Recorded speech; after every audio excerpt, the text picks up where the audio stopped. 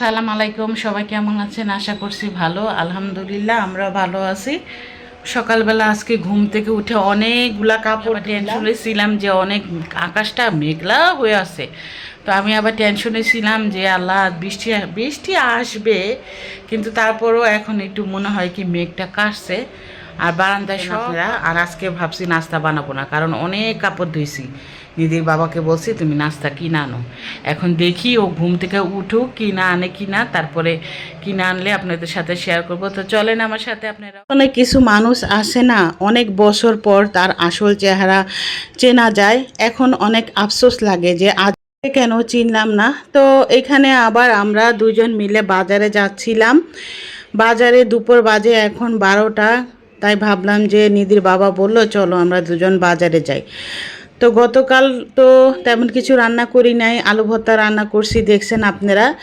তো এখন ভাবলাম যে বাজারে যাই, যে দেখি যে কি পাই। আসলে তেমন কোনো বাজার করব না, হালকা পাতলা বাজার করব। আর আমরা দুইজন মিলে হেঁটে হেঁটে বাজারে যাচ্ছিলাম। তো দুজন মিলেই সব সময় আর কি বাজার করার চেষ্টা করি মাঝে মধ্যে। তো ও বেশিরভাগ বাজার করে, আবার মাঝে মধ্যে আমি আর ওই আর কি দুজন মিলে যাই। আর এই দোকানটা সব সময় আমরা সব কিছু নেওয়ার চেষ্টা করি। এখানে টক দিয়ে হতে আর কি বিরিয়ানি, যত মশলা পোলাও বলেন, সব মশলা এই দোকানে না ভালো পাওয়া যায়। আর এই দোকানটা না আমার বাবার বন্ধু, এই যে লোকটা বসে আছে ওনাকে দেখলে না আমার বাবার কথা মনে হয়। যাই হোক, আল্লাহর কাছে দোয়া করি উনি জানি ভালো থাকে সুস্থ থাকে, আল্লাহ ওনাকে হায়াত দেউক। আর এই যে এখানে দেখেন দুপুর কিন্তু এখন 12:30 বাজে, প্রচণ্ড গরম পড়ছে। তো উনি আবার এখান থেকে আমাকে চাল দিল আর কি, 1 কেজি পোলা চাল নিলাম। ঘরে পোলা চাল নিয়ে আবার বলছি একটু বিরিয়ানি খাবে, আজকে রান্না করব না, 2-3 দিন পর রান্না করব। তাই এখান থেকে আবার একটা মুরগি নিয়ে নিলাম। আর বাচ্চারা যেহেতু মুরগি পছন্দ করে, এজন্য মুরগিটাই বেশি খাওয়ার চেষ্টা করি আর কি বাচ্চাদের জন্য। আর আমার কিন্তু সবজি অনেক পছন্দ। তো এখানে আবার যেয়ে দেখলাম যে তেমন কোনো আর কি সবজি নাই। আর দুপুর যেহেতু 12:30 বাজে, বাজারও শেষ হয়ে গেছে। দুপুরে পরে আবার 3টা-4টার দিকে আর কি সবাই বসবে। এখানে আবার মাছের দোকানে এসে দেখলাম যে মাছ, একটা পাঙ্গাস মাছ দাম করলাম, সেটা অনেক বড়। এজন্য আর নিলাম না, কারণ সেটা প্রায় 400 টাকার কাছাকাছি। তো এত টাকা আমার কাছে ছিল না, এজন্য আমি ছোট্ট একটা মাছ খুঁজতেছিলাম। তো সামনে দেখলাম যে দোকান মাঝখানে ফাঁকা, তো আবার একটু আগায় যাব দেখি ওখানে ছোট মাছ পাই কিনা। তো চলেন আমার সাথে। এই যে এখানে আসার পরে দেখলাম যে পাঙ্গাস মাছ আছে মাঝারি সাইজ। তো এখানে আবার দাম জিজ্ঞেস করলাম, 180 টাকা কেজি চাইলো। তো এখান থেকে আবার একটা মাছ নিয়ে নিলাম 250 টাকা দিয়ে। তো 250 টাকার ভিতরে একটা টাটকা মাছ, যে লাফাইতেছে যেই মাছটা, সেটাই আমি নিলাম। সবসময় আমি তাজা মাছটা নেওয়ারই চেষ্টা করি। নিধির বাবা সবসময় বলে তেলাপিয়া মাছ আর পাঙ্গাস মাছ কখনো মরাটা নিবা না।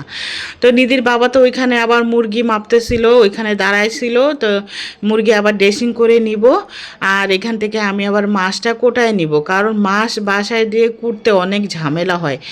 আর মাছ কোটাটা না আমার আর ভালো লাগে না। এর জন্য নিধির বাবা যদি একদিন মাছ না কোটায় নিয়ে আসে, ওর সাথে আমি অনেক রাগারাগি করি। আমাদের বাজার কিন্তু শেষ। এখানে আবার নিধির বাবাকে বললাম যে নিধির জন্য 1 কেজি আম নিয়ে নাও। ও আবার নিতে চাইছিল না, আমি আবার রাগারাগি করলাম যে এরকম করো কেন, বাচ্চারা এই যে খাইতে চাইছে। আর নিধি না অনেক আম পছন্দ করে। আমটা দেখলাম 100 টাকা কেজি, যেহেতু অনেক দাম। সামনে কিন্তু আমের দাম মাশাআল্লাহ আরও কমবে। এখন 1 কেজি আম নিয়ে নিচ্ছি। নিধি আমটা দেখলে অনেক খুশি হইব। তা আমার কাছে তো টাকা ছিল না, নাহলে আমি আর একটু বেশি করেই নিতাম।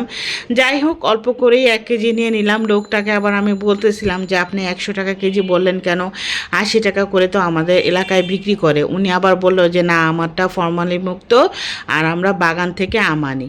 যাই হোক, এখানে আর 1 কেজি আম নেব, বার্গেনিং করি বা কি লাভ। এজন্য ভাবলাম যে 1 কেজি আম নিয়ে নেই। তো রিস্কাওয়ালাকে আবার বললাম একটু দাঁড়ান। তো রিস্কাওয়ালা আবার দাঁড়াইছিল। এখানে আবার রোদ পড়তেছিল। দুপুরবেলা যে আবার কি রান্না করব সেটাও আবার চিন্তা করতেছিলাম।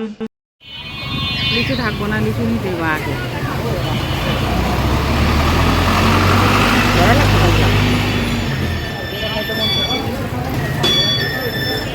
গরম অসহ্য লাগতেছে, কি গরম পড়ছে না। লাউ শাক, লাউ শাক ভালো না, তারপরে নিলাম। আর টাটকিনি মাছ পাইছিলাম, ওই যে লিচু দেখছো কত করে একটা মাছের টাকা আছে।